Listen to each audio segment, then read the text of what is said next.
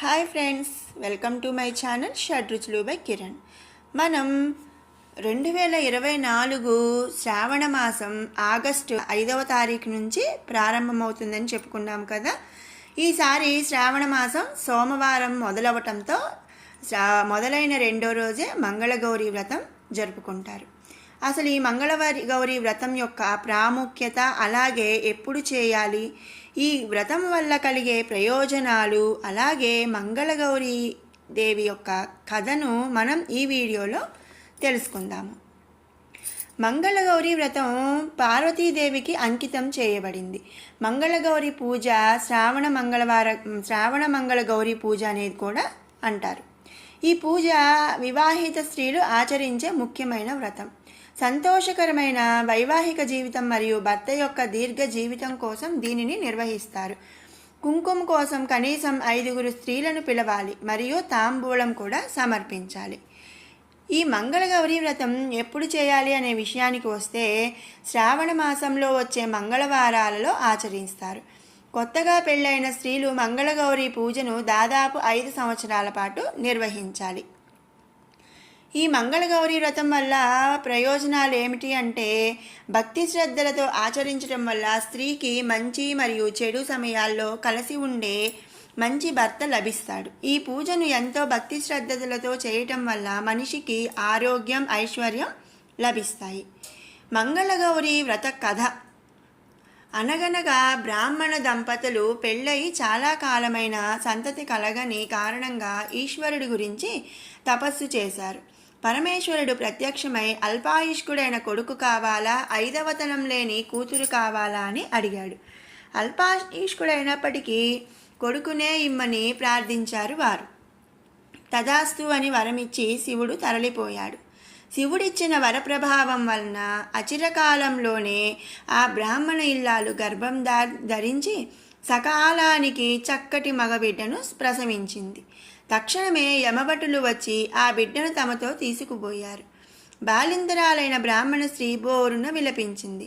లేక లేక కలిగిన బిడ్డ వీడు, పురుడు తీరేదాకా ఆగి తదుపరి తీసుకువెళ్ళమని కోరింది. ఆ తల్లి కోరికను మన్నించి యమదూతలు వెళ్ళిపోయి పురుడు తీరగానే వచ్చారు. అప్పుడు ఆమె, తండ్రులారా, మాటలు రానిదే మానవుడు కాలేడు గనుక మా శిశువు నోరారా అమ్మా నాన్న అని పిలిచే వరకు ఆగి ఆ ముచ్చటైనాక గైకొమ్మంది. సరే అని వెళ్ళిపోయారు కింకరులు. ఈ విధంగా అనేక కారణాలు చూపసాగింది. ఒక రోజున తల్లి బిడ్డకు తలంటుతూ త్వరలో మరలా రాబోయే యమభటులను తలుచుకొని దుఃఖించసాగింది. తల్లి విచారిస్తుందని తెలుసుకున్న బిడ్డ, ఎందుకమ్మా ఏడుస్తున్నావు అని అడగగా ఆమె జరిగినదంతయు వివరించింది. విషయం తెలుసుకున్న ఆ బాలుడు, అమ్మ, ఎలాగూ అల్పాయుష్కుడినయ్యాను, 10 కాలాలుండి పుణ్యం చేసే అవకాశం లేదు కాబట్టి ఇప్పుడు నాకు కాశీ వెళ్ళి రావాలని ఉంది కనుక నన్ను వెంటనే పంపించు. ఈ లోపల యమదూతలు వస్తే నేను వచ్చేదాకా ఆగమను అని చెప్పి బయలుదేరాడు. బిడ్డను ఒంటరిగా పంపలేని తల్లిదండ్రులు అతనికి మేనమామను తోడిచ్చి కాశీకి పంపారు. వారిద్దరూ కాశీ వెడుతూ మార్గమధ్యంలో ఒక పూల తోటలో బస చేశారు. అదే వేళకు ఆ పూల తోటలో పూలు కోసుకునే నిమిత్తం వచ్చిన ఆ ఊరి రాజు కూతురు ఆమె చెలుల మధ్య తగవు వచ్చి ఒకరినొకరు తిట్టుకోసాగారు. అందుకు కోపగించిన రాజు కూతురు, నాకు ఈ రాత్రి పెండ్లి కాబోతూ ఉంది, అదీగాక మా అమ్మ శ్రావణ మంగళవారం నోము నోచుకొని నాకు వాయనమిస్తుంది. ఆ వ్రత మహిమ వల్ల నీ శాపనార్థాలు తిట్లు ఫలించవు అంటూ చేతిలో పూలను నేల మీద పారబోయగా ఆ పూలన్నీ తిరిగి చెట్ల కొమ్మలకు ఎగిరి అతుక్కొని పోయాయి. అది చూసిన బ్రాహ్మణ బాలుడు, ఆ పిల్ల తన భార్య అయితే బాగుండును అనుకున్నాడు. ఆ రోజున రాజుగారు తన కూతుర్ని పెళ్లి కుమార్తె చేయించాడు. రాణి ఆమెకు శ్రావణ మంగళవారం నోము వాయనమిచ్చింది. అందరూ పెళ్లివారి రాక కోసం ఎదురు చూడసాగారు. ఇందులో పెళ్లి కుమారునికి సుస్థిగా ఉన్నందున పెళ్లి మరొక ముహూర్తానికి వాయిదా వేయవలసినదిగా మగ పెళ్లివారి నుండి కబురు అందింది. వివాహానికి వాయిదా వేయటం రాజుకి ఇష్టం లేదు.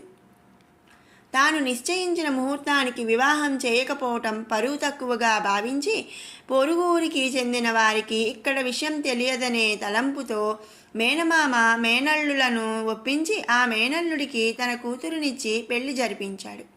ఆ రాత్రి కలలో మంగళగౌరి కనిపించి, అమ్మాయి, ఈ రాత్రే నీ భర్తకు పాము గండము ఉంది. జాగ్రత్తగా ఉండి ఆ పామును నీ తల్లి నీకు వాయనమిచ్చిన కుండలోకి పట్టి గట్టిగా మూతనుంచమని ఆజ్ఞాపించింది. ఆ పిల్ల ఉలిక్కిపడి లేచి చూసేసరికి అప్పటికే ఒక పెద్ద పాము బుసలు కొడుతూ పెండ్లి కొడుకు మంచం దగ్గరకు పాకుతూ కనిపించింది. వెంటనే రాజకుమార్తె అటక మీద ఉన్న నోముకుండను తీయబోయింది. అది అందని కారణంగా వరుని తొడపై నిలిచి ఆ కుండను దింపి పామునందులోనికి పట్టి ఒక రవికల గుడ్డతో దాని మీద గట్టి వాసన కట్టి మరలా అటకపై భద్రపరిచి తాను నిశ్చింతంగా నిద్రపోయింది. తెలతెలవారే వేళ మేనమామ వచ్చి పెండ్లు కుమారుడిని నిద్రలేపి తనతో కాశీ తీసుకు వెళ్ళిపోయాడు. కొన్ని రోజుల అనంతరం అసలు పెళ్లివారు అట్టహాసంగా వచ్చారు.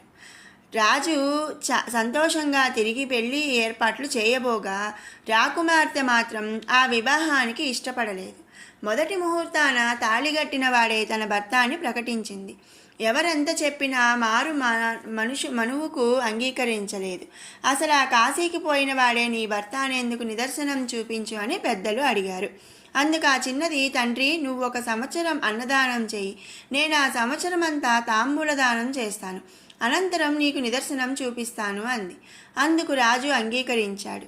తక్షణమే సత్రం నిర్మించి నిత్యం అన్నదానం చేయించసాగాడు.